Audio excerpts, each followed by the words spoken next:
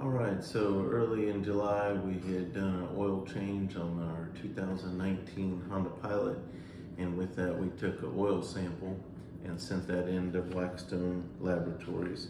So we took the sample over the July 4th weekend, mailed it at the post office on Monday, July 4th, and then 10 days later, on July 14th, I got the results in an email from Blackstone Labs, and I'm going to share those with you right now. So the email contains one sheet from Blackstone Labs. This is our 2019 Pilot, and it shows the type of engine that it has, the type of oil that we used. That was 0W20, not 0W2. And this oil interval was 7,302 miles. We changed it on July 2nd when it had 44,525 miles on the odometer. And they did note that the copper tested high in the sample compared to the averages, but everything else looks pretty good. We're not sure why copper is high. It can show some brass bronze wear, though with it being the only thing that's notably high, we'd like to see how it trends before calling it a problem.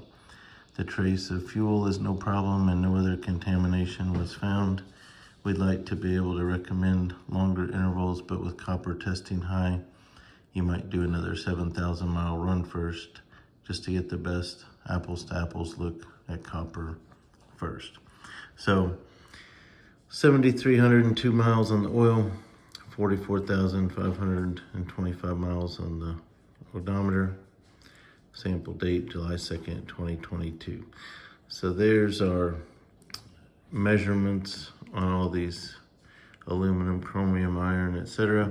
And over on the right column, it shows you what the averages are universally so that you have a norm to compare those numbers to.